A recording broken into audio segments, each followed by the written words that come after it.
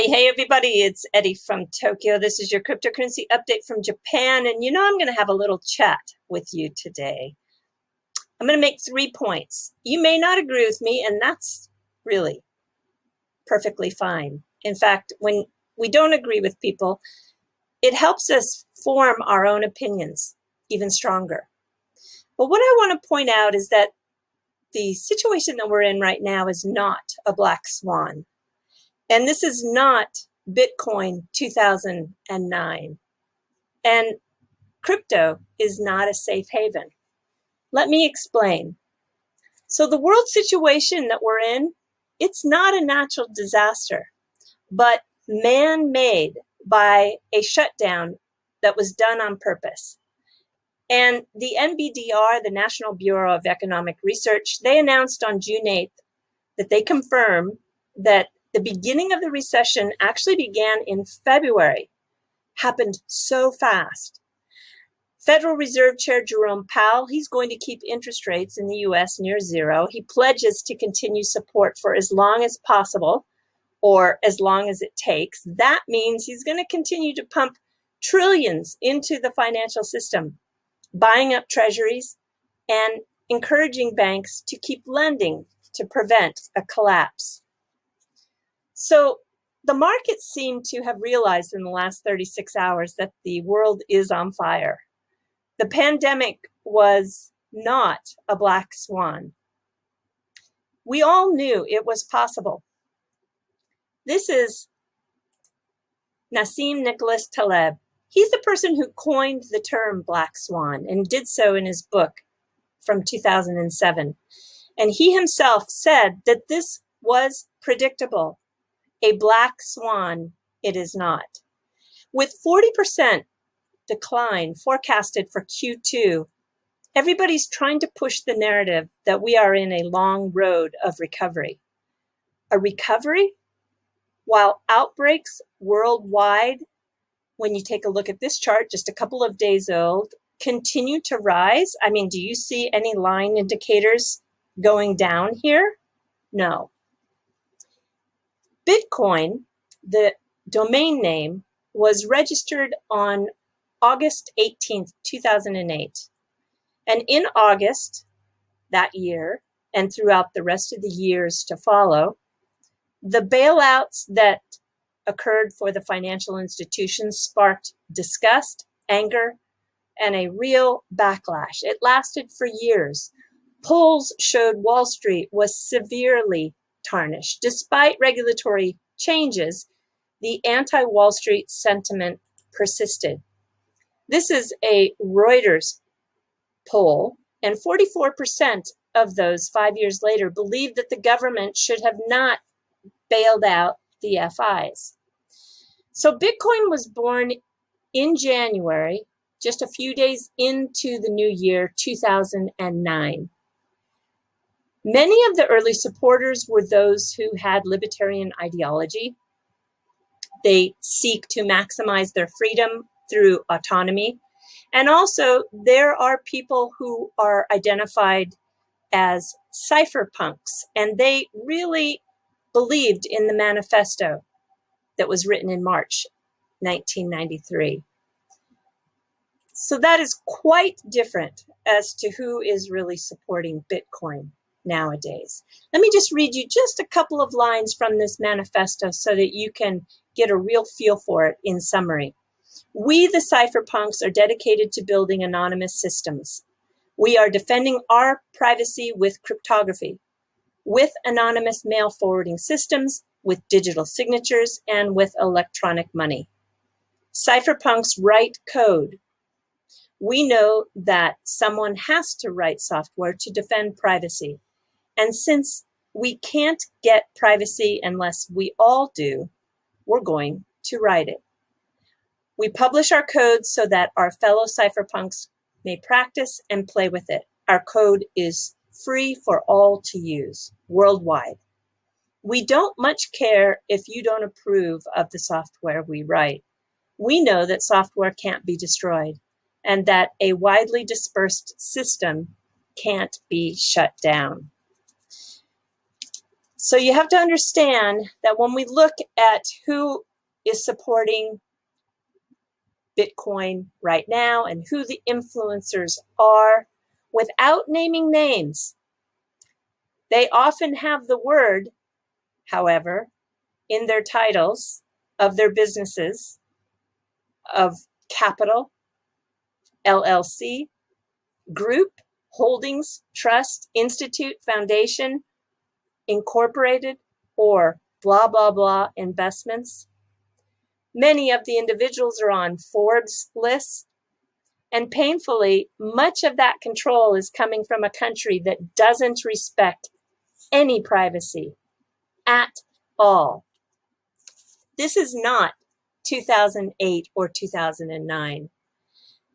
Bitcoin was hijacked. It's regulated, it's controlled at the on-ramps and off-ramps. It's traced. Helping world governments adopt? Yeah, sure. Helping world governments adopt, but traced for compliance.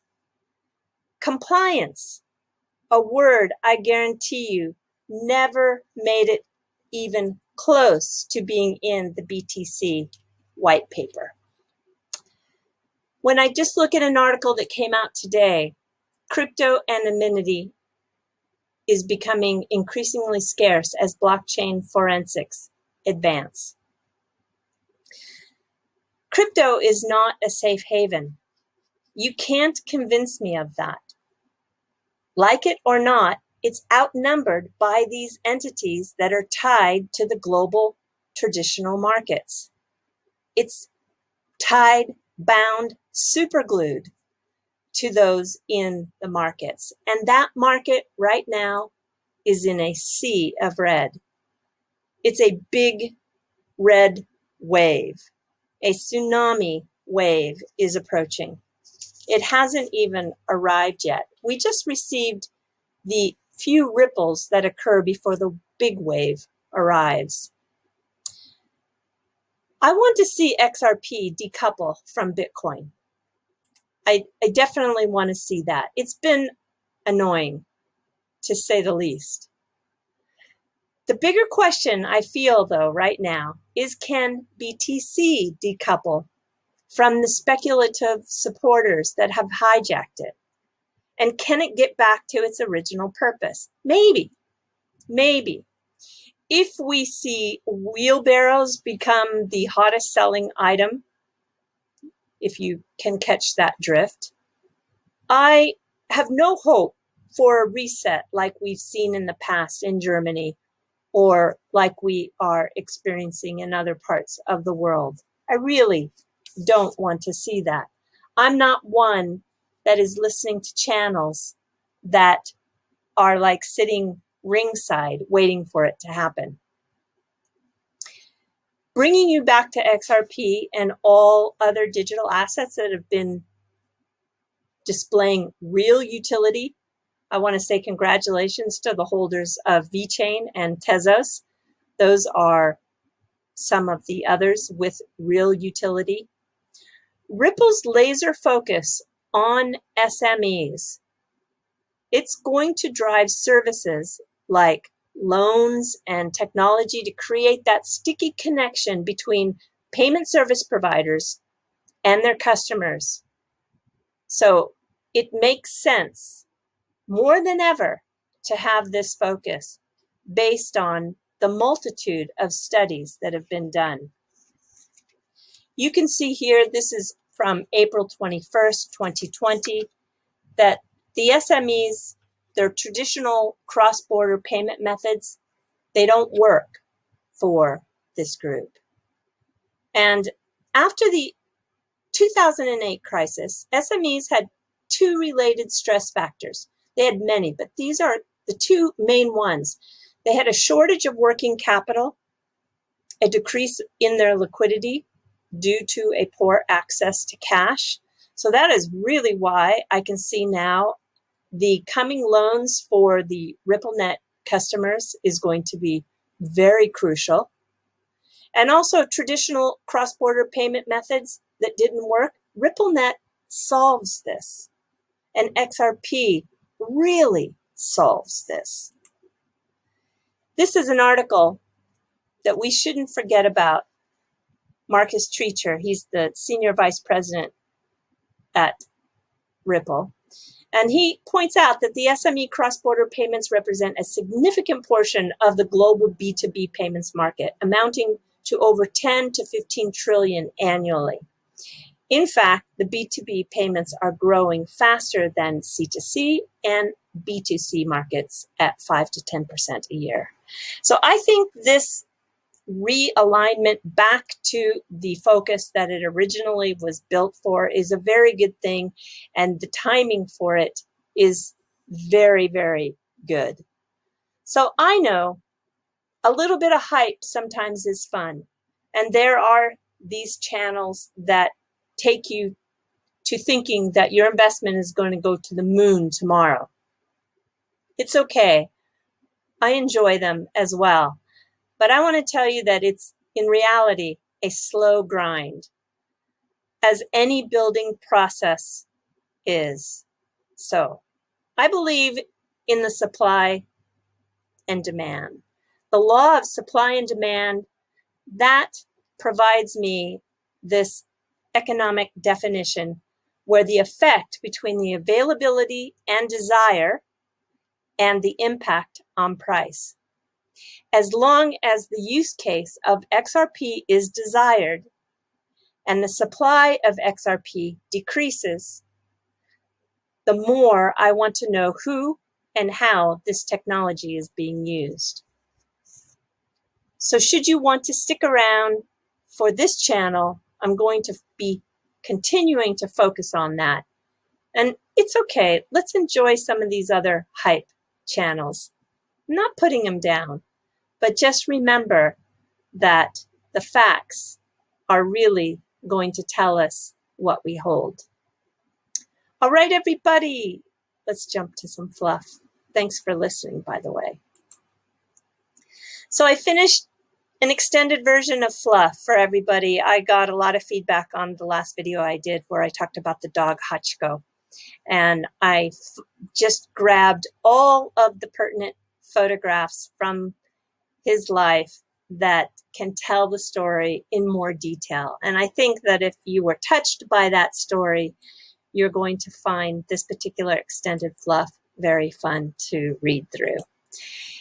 And talking about Japanese dog breeds, there are basically 7 very popular breeds, and they come from different regions of the country. 6 of them are very distinct. The Shiba Inu actually comes from all regions.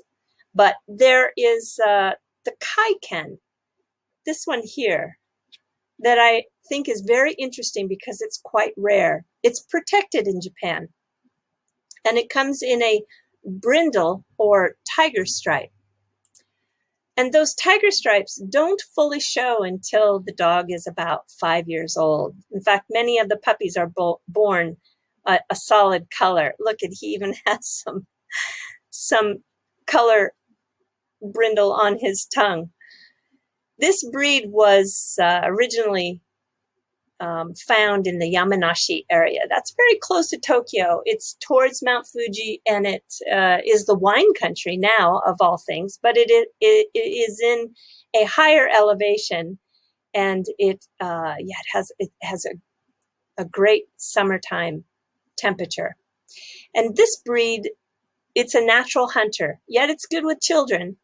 And when it is on the hunt, well, it's not surprising to see them swim or even climb a tree.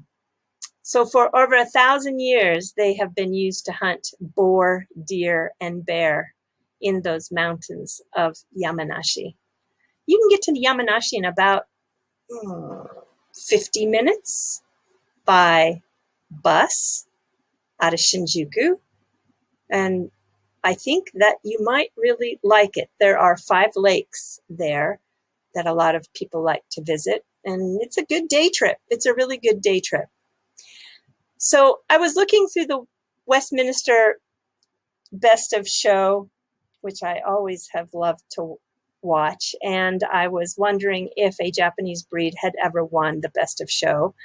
And unfortunately not. It seems like the toy breeds and the terriers are the most popular. And last year's winner in 2019 was Siba, the standard poodle. What a beautiful dog. All right, everybody. Yeah, do take care. Sayonara for now. Bye-bye.